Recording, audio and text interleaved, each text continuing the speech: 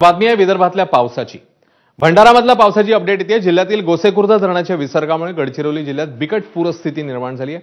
वैनगंगा नदीने पात्र सोडलंय। उत्तर गडचिरोली भागातील देसाईगंज, आरमोरी, गडचिरोली, चामोर्शी तालुक्यातले शेकडो हेक्टर शेती पाण्याखाली गेली आहे। दरम्यान कालपासून पुरात अडकलेल्या 256 नागरिकांना पुराच्या पाण्यातून सुखरूप बाहेर काढण्यात आलंय।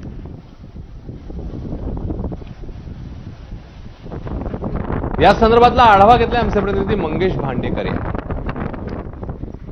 गोसेखुर्द धरणातून सोडण्यात आलेल्या पाण्यामुळे गडचिरोली जिल्ह्यात मोठी पूर परिस्थिती निर्माण झाली आहे। मी आता आहे वैनगंगा नदीवर। वैनगंगा नदीचे हे विस्तीर्ण असे पात्र आहे। गोसेखुर्द धरणाच्या 33 दरवाजांमधून 5.5 लाख क्युसेक पाण्याचा विसर्ग सध्या सुरू आहे। त्यामुळे वैनगंगा नदीने पात्र सोडले असून वैनगंगा नदी परिसरातील शेत शिवार जलमय झाला आहे। या पुरामुळे शेकडो हेक्टर शेती पाण्याखाली गेली असून गडचिरोली जिल्ह्यात जवळपास गडचिरोली नागपूर, गडचिरोली चामोर्शी या 2 राष्ट्रीय महामार्गासह 16 जिल्हा मार्ग सध्या पुरामुळे बंद झाले आहेत। गडचिरोलीत कालपासून पूर परिस्थिती निर्माण झाली असून गडचिरोलीच्या उत्तर भागाकडे कोरची, कुरखेडा, देसाईगंज, धानोरा या तालुक्यामध्ये मोठ्या प्रमाणात पाऊस झाला। त्यामुळे वडसा उपविभागात पूर परिस्थिती निर्माण झाली आहे। गोसेखुर्दच्या पाण्याचा मोठा फटका गडचिरोली जिल्हावासियांना बसलेला दिसत आहे। मंगेश भांडेकर, एबीपी माझा, गडचिरोली।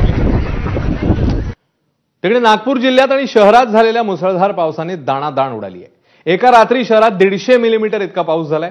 कुही तालुक्यात सर्वाधिक 222 मिलीमीटर इतक्या पावसाची नोंद झाली आहे। जिल्ह्यामध्ये 20 ते 40 जणांना रेस्क्यू करण्यात आले। 23 रस्ते पाण्याखाली गेले, ते मार्ग बंद करण्यात आले। कळमेश्वर इथे पुराच्या पाण्यामध्ये एक जण वाहून गेला। शाळांना उद्याही सुट्टी द्यावी का याचा विचार केला जातोय। याबद्दलचा निर्णय थोड्या वेळाने होऊ शकतो। नागपूरकरांनी कारणाशिवाय घराबाहेर पडू नये असं आवाहन जिल्हा प्रशासनाने केलेलं आहे। नागपूर जिल्ह्यामध्ये सरासरी 140 mm पाऊस झालेला आहे। त्यामध्ये काही तालुक्यांमध्ये जर कुही बघितलं 222 mm पाऊस झालेला आहे। नागपूर सिटीमध्ये 150च्या वरहून पाऊस पडलेला आहे एकाच रात्री। त्यामुळे काही भागांमध्ये पूर परिस्थिती निर्माण झालेली आहे। जवळपास 7-8 गावांचं पाणी शिरल्यामुळे आम्ही जवळपास 20-30-40 लोकांना आम्ही बोटीद्वारे इव्हॅक्युएट केलेलं आहे। त्यांना सुखरूप उंचीच्या ठिकाणावर आम्ही शिफ्ट केलेलं आहे। त्यांची व्यवस्था केलेली आहे। जवळपास 23 ब्रिजेस जे लो लाईंग एरियामध्ये ते पाण्यामुळे बंद करण्यात आलेले आहेत, जेणेकरून कोणती अनुचित घटना घटायला नको। आणि पूर्ण आमचं जिल्हा प्रशासन, तहसीलदार, SDM, तलाठीपासून जिल्हा परिषदची team, fire team, corporation team, SDR सगळे ग्राउंडवर आहे आणि इव्हॅक्युएशनचं काम सुरू आहे। तर वर्ध्यात झालेल्या मुसळधार पावसाने यशोदा नदीला मोठ्या प्रमाणात पूर आलाय। यशोदा नदी पात्रालगत असलेल्या चानकी गावाजवळ 4 बांधकाम मजूर पुरामध्ये अडकले। सकाळी जिल्हा आपत्ती व्यवस्थापन विभागाकडून 4ही मजुरांचं रेस्क्यू ऑपरेशन करण्यात आलं।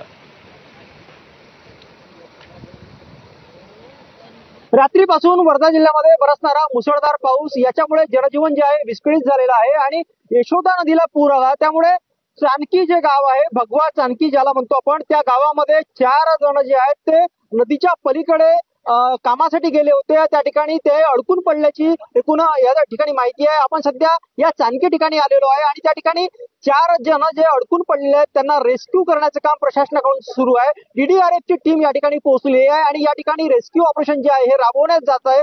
रेस्क्यू ऑपरेशनची जी तयारी आहे ती तयारी या ठिकाणी करण्यात आलेली आहे। दोन्ही पूलच्या मध्ये दोर बांधून कशा पद्धतीनं 4ही जणांना सुरक्षितरित्या बाहेर काढता येईल अशा प्रकारचा प्रयत्न या ठिकाणी केला जातोय। पोलीस प्रशासन सुद्धा या ठिकाणी आहे, महसूल प्रशासन सुद्धा आहे। आपत्ती व्यवस्थापनाची संपूर्ण चमू या ठिकाणी आपले जे प्रयत्न आहेत ते प्रयत्न करते आहे। एकनाथ चौधरी, एबीपी माझा, चाणकी, वर्धा। दरम्यान विदर्भातल्या पुराबद्दल मुख्यमंत्री फडणवीसांनी सभागृहात काय माहिती दिली आहे पाहूया। तथापि ज्या ठिकाणी STच्या बसेस अडकलेल्या होत्या तिथल्या पॅसेंजर्सला काढून तिथल्या नजीकच्या शाळेमध्ये त्यांना रात्री ठेवलं, त्यांची सगळी व्यवस्था केली। आता त्यांना पाठवण्याची व्यवस्था केलेली आहे। गडचिरोलीपासून नागपूरकडे वाया आरमोरी जो रस्ता आहे तो रस्ता बंद आहे। जो रेग्युलर रस्ता आहे तो अजून सुरू आहे। त्यामुळे आता त्या रेग्युलर रस्त्याचाच वापर चाललेला आहे। गोसेखुर्दचं पाणी सोडला त्यावेळी आपण ते पाणी जिथपर्यंत जाऊ शकतं गडचिरोलीपर्यंत सगळ्यांना अलर्ट दिलेला आहे। त्यानुसार त्याची कारवाई चाललेली आहे। नागपूर शहरातही सखल भागामध्ये खूप मोठ्या प्रमाणात पाणी गेलेलं आहे। त्याच्यामुळे तिथेही काही रेस्क्यू ऑपरेशन आपल्याला करावं लागलेलं आहे। एक माणूस आतापर्यंत वाहून गेल्याची पूर्ण या सगळ्याच्यात आपल्याला इन्फॉर्मेशन मिळाली आहे।